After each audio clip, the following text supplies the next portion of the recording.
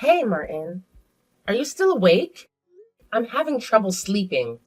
I'm awake, Amber. I thought you were going to bed early tonight. You should be fast asleep by now.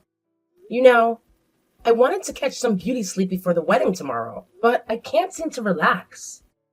I'm feeling really nervous, and it's keeping me awake. All I want is some rest, but it's eluding me. I think I might be getting cold feet about the whole thing. Well, you're usually up until 1 a.m., so that's no surprise. But didn't you get a chance to unwind? It's been a while since you visited your parents' place. Yeah, that's true.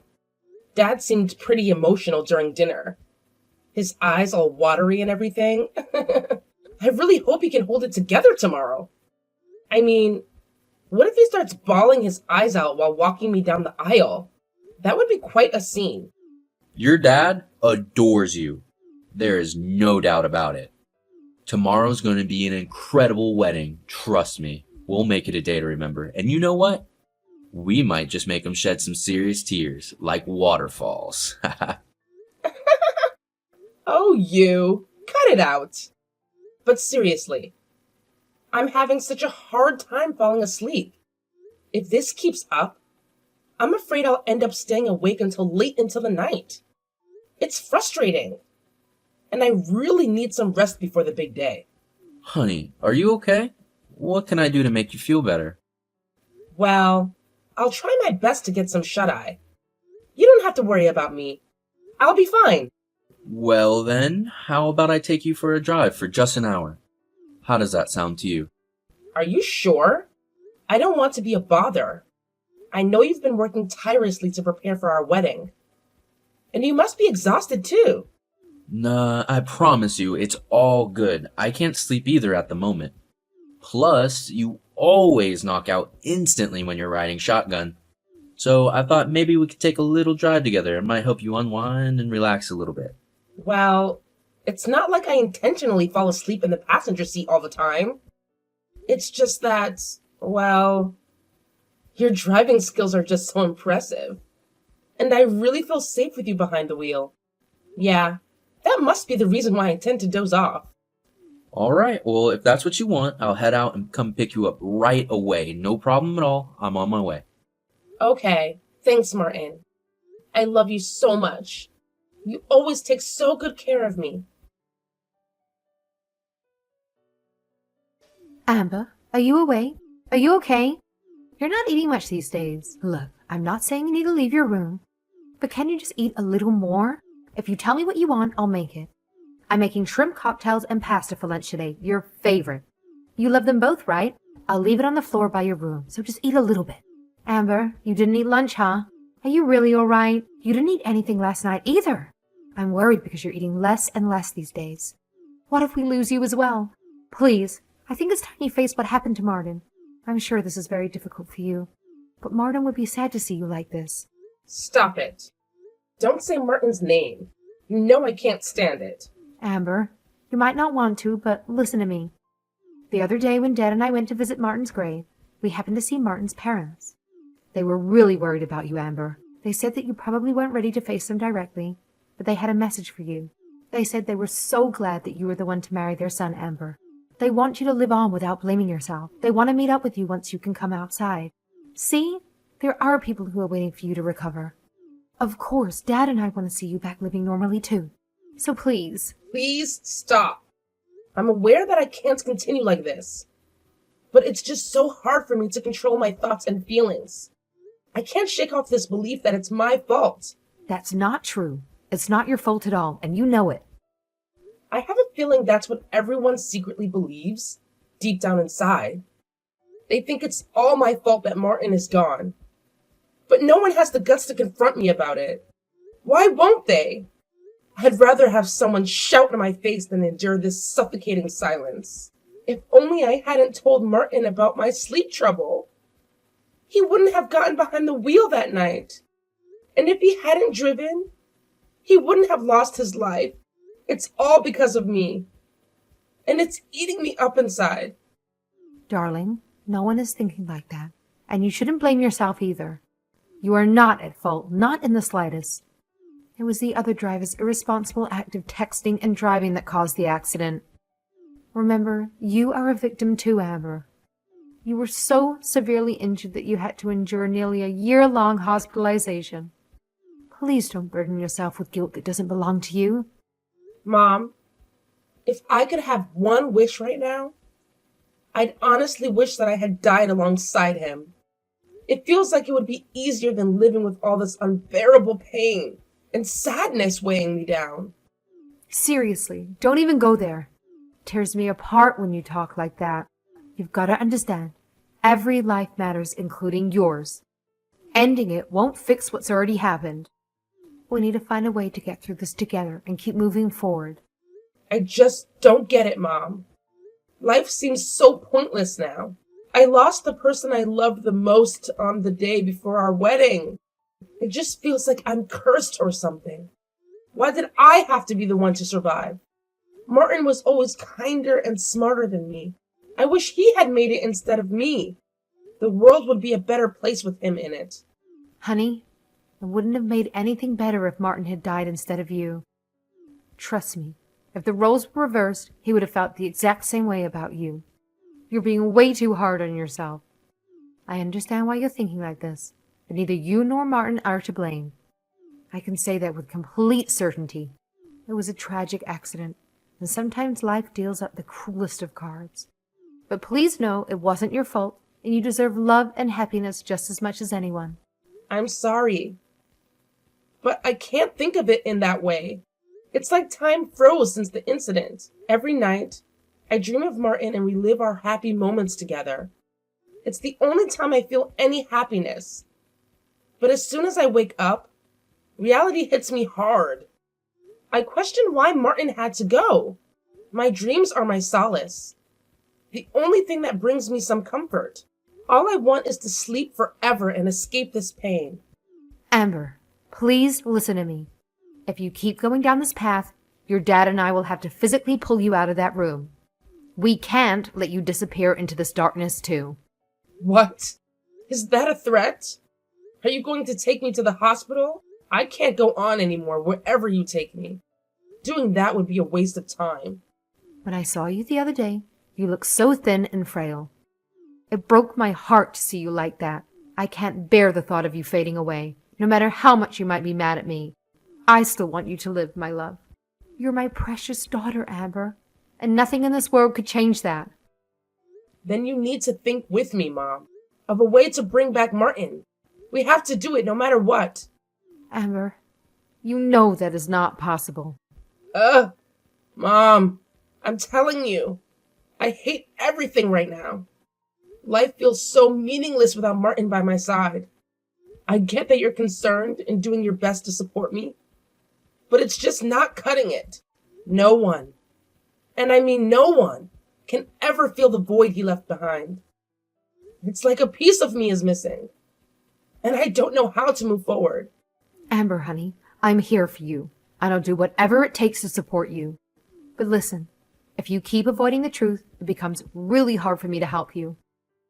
I want nothing more than to be by your side, but you've got to be willing to face the reality. Together, we can find a way through this, but it starts with acknowledging what's really going on. Trust me, I'm here to guide you every step of the way.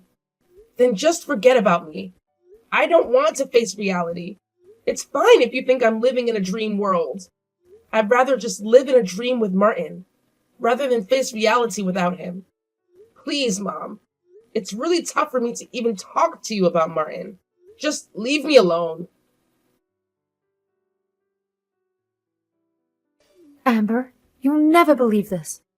A letter arrived from Martin. I know it's hard to believe, but it's true. The sender is definitely Martin. I want you to take a look because it's addressed to you. What are you talking about? Martin is already gone. You're the one that told me I need to face reality. So don't tell me such an obvious lie. I'm telling the truth, Amber. You have to trust me. Wait, I'll slip it under your door so you can see it for yourself. I think you'll recognize if it's Martin's handwriting or not. Don't. There's no point in doing that. Please don't give me false hope. I know you want me to leave my room, but you don't have to use such petty tricks. I'm not. It really is from Martin. We haven't faked anything here. I checked the date. It's from the day before the accident 3 years ago. It's called a time capsule mail or something. So it must be what Martin in the past is scheduled to send today. But why does it arrive now? I don't get it. We won't know until you take a look, right? So I think you should take your time and give it a read. Okay, got it. I'll take a look. To my beloved Amber, happy anniversary, my love. As I write this letter, we've officially spent 3 amazing years together. I hope everything is going well for us. Originally, I'd planned this letter as a surprise for our anniversary, but then I heard from a coworker that the honeymoon period tends to wear off after 3 years. I'll have to admit, it made me a little anxious. I just hope we haven't fallen into the trap of monotony in our married life. Don't blame me for being concerned, alright? But let me assure you, Amber, my heart belongs to you and you alone. I understand how work can be stressful and how may sometimes take each other for granted. But I sincerely hope I haven't let any of that affect our relationship negatively. If there are things you want me to work on, please share this letter with me as well. Communication is key after all. Remember when we were first introduced through Andy? My initial impression of you was that you were shy and gentle. Honestly, I thought we might have some difficulty getting along. But as I got to know you better, I realized that was not the whole picture. You are strong, independent, and have a vibrant personality. You had this incredible ability to light up any room you entered. It was not love at first sight for me, but I fell head over heels for you surprisingly fast. I may have came on a bit strong at first, and I remember you being a bit hesitant, but in the end, you chose me. You made the decision to spend the rest of your life with me, and that's something I'll forever cherish. Amber, the time I have spent with you has been the happiest of my life. I feel incredibly blessed to experience this kind of love. I made a personal vow to make you happy, to ensure that you feel grateful for having met and married me. In times of disagreement or conflict, I want you to remember this letter. I can be stubborn, I'll admit, and expressing my true feelings isn't always easy. But you know me better than anyone. You mean everything to me, Amber. Your beautiful smile, your positive attitude, I adore every single thing about you. Life is unpredictable, and I'm certain we'll face our fair share of challenges along the way. But as long as I have you by my side, I'm confident we can overcome anything that comes in our way. I'll always be there for you, supporting you through thick and through thin. Please never forget that. I love you more than words can express. Forever yours, Martin. Amber, are you okay? You read the letter, didn't you? Yeah, I read it. No doubt about it. It was definitely from Martin. I recognized his handwriting in a heartbeat. Right. I'm not sure if I should ask, but what was the letter all about? I mean, if you're comfortable sharing, please do, but I don't want to pry too much. Well, he was worried that our married life might get boring after 3 years. Can you believe it? He's such a big worrywart. Oh, that's Martin for you, no doubt. Remember when we went on that vacation together? He packed like he was preparing for the apocalypse, just in case of any emergency. Everyone kept telling him he was overdoing it, but I guess you could say he's just really organized. Ah, those are some great memories, weren't they? We had so much fun on that trip. Yeah, Martin used to say he wanted to make me happy. He fell for my upbeat and cheerful self. But if he saw me now, I think he'd be disappointed. I've changed so much, and not in a good way. I can't blame him if he didn't like what he saw anymore. Not at all. But he would be really worried.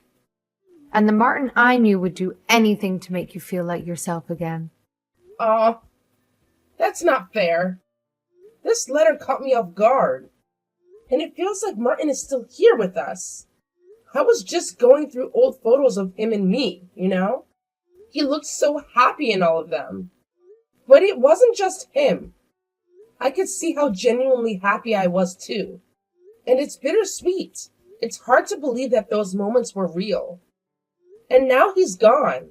But I'll always cherish those memories and hold on to the happiness we shared together. Yeah, you two always looked so happy together, sweetie. I thought you were a perfect match, like a puzzle that just fits. And not just that, you both got along so well with each other's families too. It was heartwarming to see how everyone adored the two of you. You brought so much joy and love into our lives. Even now, those memories make me smile. Just know that you had something really special, and that's something to hold on to, no matter what. I loved Martin with all my heart, you know? I was so sure that our wedding would happen as planned, and we'd have this amazing life together. We talked about enjoying our time as a couple, having kids, and growing old side by side. I had these dreams of a fulfilling life with him. But reality hit me hard. I lost Martin, and it shattered me. I couldn't bear the pain, and it felt like everything fell apart. It's just so tough to accept that our plans and dreams got snatched away. I understand. It's not easy to accept or to move on from such a sudden loss. Yeah, but I felt a little strange after reading this letter. I felt like Martin was still watching over me 3 years later. I wanted to tell him not to say things like that to me, not to leave me again. But I can't help but be overwhelmed by my love for him, even when I'm broken like this. Reading his letter made me smile. My head is swimming with all sorts of emotions. It's maybe best to describe that I feel it's unfair he's done this to me. Oh, Martin really is well organized, leaving you such a thoughtful letter in advance. But I feel what he's done is a little unfair to me and your dad, too. Huh? Why is that? Your dad and I have been watching over you for 3 whole years, making sure you're okay. But you know what's incredible? It only took Martin one single moment to make you feel bitter. And honestly, that's a wonderful thing. Well, I'm sorry, Mom. I don't know how I should feel about it. You must have been so sad and worried about me. No worries, sweetheart. This is something that only Martin could have pulled off, you know? I'm just grateful that he sent this letter to you after 3 years. It's a testament to his thoughtfulness and love for you. And let me tell you, he was the absolute best son-in-law I could have ever asked for. He brought so much joy and happiness into our family. I'll always cherish the memories we shared with him. We were truly lucky to have had him in our lives. Yeah. He would have been the best ever husband for me, too. Ugh. I'm sorry for causing you and Dad so much trouble. It's no trouble at all. I'm just glad you're talking about your feelings with me now. The hardest thing is to keep it all bottled up inside. If you start to feel it's all too much again, you can rely on me and Dad from now on. Don't carry this burden alone. It doesn't matter what it is. We'll be there for you. Thank you. Maybe it's too late, but after reading the letter, I feel like I can try to live again. I still don't want to admit that Martin is gone. But the fact is that he loves me so much. And I was happy once, so I can do it again. It might not happen immediately. Yeah, that's fine. One step at a time. There's no rush here. And better late than never. You're still 30, Amber. You've still got your whole life ahead of you. Thank you for supporting me all this time. Thank you for not giving up on me. What do you mean? Of course we didn't. Why would we ever give up on you, Amber? Anyway, you should tell your dad that too. He didn't try to talk too much because he didn't know how to approach you given what happened. But he's become even less talkative ever since you started shutting yourself in your room. He's constantly sighing. He'll probably cry buckets today when he found out what happened. I'll be right next to him, crying the same way. I'm so glad. I'm ashamed of myself. I walked past Dad lots of times, but I always ignored him. So what if you did? Nothing's changed. We're family. Right. Hey, Mom. Thank you too. I'm sorry for always leaving the food you made for me. I'll make up for all the sadness I've caused by making everybody happy. You don't have to change so suddenly. Just take things slowly at your own pace. We're just happy that you're living again. Yeah. As long as I'm living, I might be able to experience happiness again. Yeah, the first step is to start living. That's the most important part of life. Mom, maybe, just maybe, I don't think I can do this while I'm alive, but if I can meet Martin again, I want to be someone he can fall in love with again. So I want to get back to my old self that he fell for in the first place. It's all right for me to hope that, right? As Mom said, the moment I stepped out of my room, my dad broke down in tears. It had been a while since we had hugged, but I held him tightly, feeling his pain. His tears were contagious, and I found myself crying too. It hit me that I wasn't the only one suffering since that fateful day. It was a realization that brought some comfort amidst the grief. To regain some sense of normalcy, I established a routine for myself. I started working part-time a few days a week and began contemplating my future career plans. Recently, I mustered the courage to visit Martin's grave for the first time. Emotionally, it was incredibly challenging. I trembled with each step, struggling to move forward. However, with the support of my parents, I managed to make it through. Coming to terms with Martin's passing is still an ongoing process, but I feel prepared to face reality now. Life is short, and I want to honor Martin's memory by pursuing the things he and I had dreamed of. Although he may no longer be physically present, the cherished memories we created together will forever reside in my heart. Whenever I think of him, I sense his presence beside me. That's why I strive to regain the essence of who I was when Martin loved me. I am incredibly grateful to have met and married such a remarkable man. My love for him knows no bounds, and I am determined to live a life that honors his spirit and our shared dreams.